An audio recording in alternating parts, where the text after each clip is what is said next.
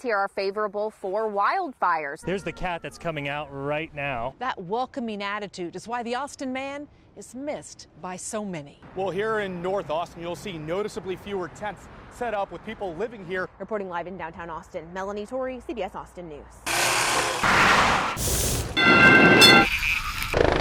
Order.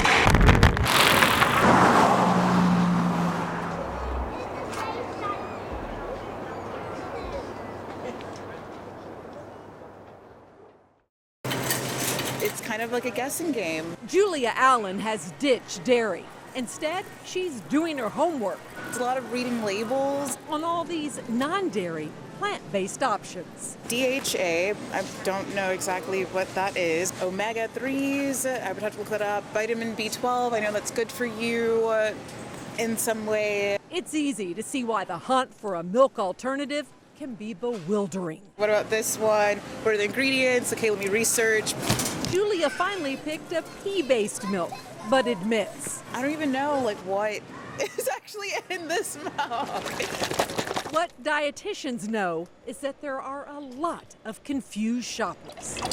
So many misconceptions. Adrienne Paxoza warns against automatically assuming a glass of plant-based milk will give you the same nutritional value as cow's milk. Just because I saw it on Instagram doesn't mean it's backed by science, backed by research. The best advice from registered dietitians is not to be swayed by trendy marketing claims on the packaging.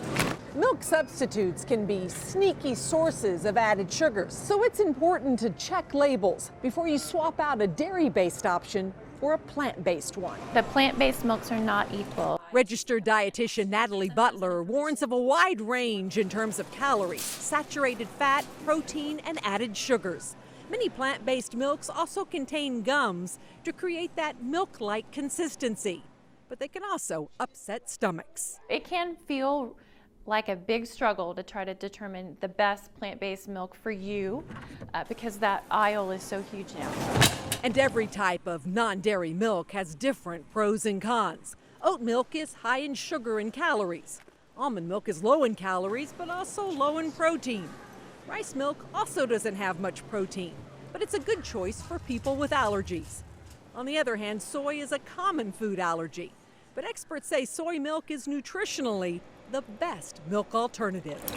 Regardless of what type you drink, dietitians say get it unsweetened and try to keep the ingredient list short. If it's a 30 ingredient list, I'm probably not going to choose that either. So what about Julia's choice of a pea-based milk? Experts rank it right up there with unsweetened soy as being one of the best milk alternatives. Hopefully this works out. Betty Cross, CBS Austin News. It's really important that you can get out of a chair. Archer Hadley has cerebral palsy. Nice, and then roll. Physical therapy. It's gonna end, and like I said, I'm probably gonna turn into a pretzel. Nice. Has been a big part of his life for all of his 20 years. So has his therapist, Carol, but 7. I'm definitely sad. I'm definitely grieving. Here's your tough one. it could all come to an end. I have real disappointment, just real disappointment, because I know we can do better. Okay, go. Little Tesoros Therapy Center could shut down on Monday, in part because of Medicaid cuts that kicked in today and... Ooh, nice. Today, we're at the 15th of December. We have yet to be paid for anything at all in November. Donna Smith owns Little Tesoros. She says the health insurance companies in Texas's privatized Medicaid system called Managed Care slowed payments to a trickle months ago. To be really frank, what we're dealing with is I just can't pay people. Archer's mom, Barbara, has dealt with Medicaid and private insurance, and the cuts are a big blow to the people who need it. If you can't pay your therapist and you can't pay your rent, then you can't provide services to people like Archer. Archer, a sophomore at UT, has big dreams. I have aspirations of running for political office and being a leader in our state or potentially our nation. 1, 2, 3, go! But in what could be one of the last physical therapy sessions he has at Little Tesoros. That's good. He worries that between a clinic shutdown and Medicaid cuts, his future looks dimmer. I can tell you that if I don't maintain therapy and I don't maintain my body, those dreams are flushed down the toilet. Hey! South by Southwest Tickets! is welcoming almost 90,000 badge holders to Austin. Perfect. They have the credentials to go anywhere, anytime. Almost official. Just got to activate your badge. Boom. But even without a $1,600 platinum badge, locals can use their free guest passes, planning, and patience to be immersed in the South by experience. Welcome to Westworld. The TV series Westworld is part of the real world at South by.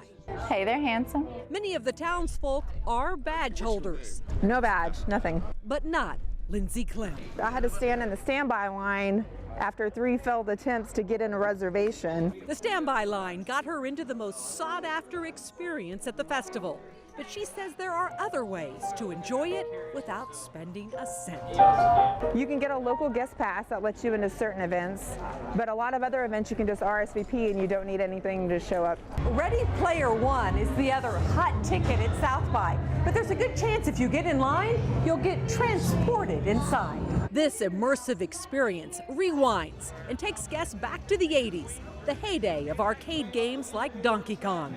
From the DeLorean to the Iron Giant, this is a 2-story takeover of a city block and a rare chance to become an active part of Steven Spielberg's new film. You just get in line like any other guy with a badge and come in. Joey Hernandez waited less than an hour to experience the virtual reality of Ready Player One. It's great. I love it. There's proof at almost every event, film, and concert that South by can be budget friendly.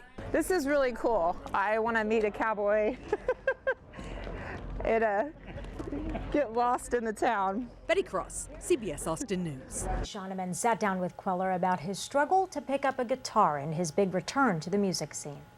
I got your back, heart attack kid. For the first time in nearly 6 years, Ben Queller is sharing brand new music. Stand up and come to your senses.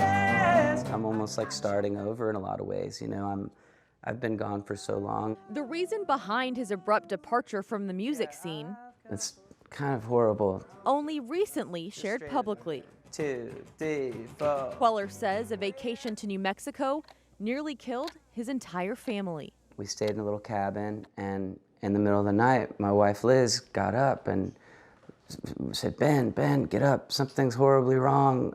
I feel horrible. And I stood up and collapsed to the ground. A wall heater leaking carbon monoxide poisoned all of them. It was just the scariest night of my life. First responders telling Queller that he, his wife, and their 2 kids were 15 minutes away from never waking up. That's really where this all started, of me going away, because after an experience like that, we all got back to Austin. All of us, we were like zombies, you know. I call it mush brain. Queller's passion and love for music, gone. I really got depressed, and so I was dealing with that. Weeks turned into months, months turned into years, and then before you know it, Nearly 6 years passed. I'll be walking down Congress and someone will come up to me and be like, oh my God, Ben Queller, dude, what's up? Like, where have you been? Like, Last year, a call from a friend sparked what he calls his rebirth, getting back in the studio for the first time. It doesn't matter what you did. Stand up. the first chords, it makes me want to tear up. And I was like, wow, okay, like, maybe I can do this recording thing again. I got your back, heart attack. And he did, cutting an entire album's worth of new songs. Now, Queller and his bandmates What you did. getting ready to hit the road with some of the strongest music of his career. The hibernation's over. Like a line out of one of his classic songs. I've come full circle. Queller finding his purpose again. I've come full circle.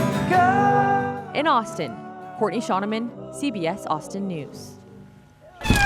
A bad situation for 29 cats has just become much worse. Today, these adult cats and some kittens were transported from Williamson County to Austin Pets Alive. They're coming directly from a hoarding case. A Round Rock woman surrendered the cats earlier this week, which allows her to avoid prosecution. Her neighbors actually called and reported her house for hoarding because they smelled it from their own house. And then the conditions inside were found to be just completely unacceptable. The Williamson County shelter didn't have enough space for the cats. And Austin Pets Alive is being forced to keep them in a conference room.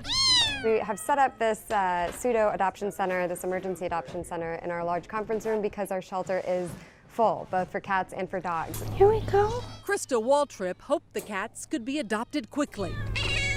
And at first glance, that looked likely. I'm surprised at how, all in all, good they look, but they're still going to require treatment, most of them for at least upper respiratory infections. But this afternoon, those infections proved to be more serious than originally thought.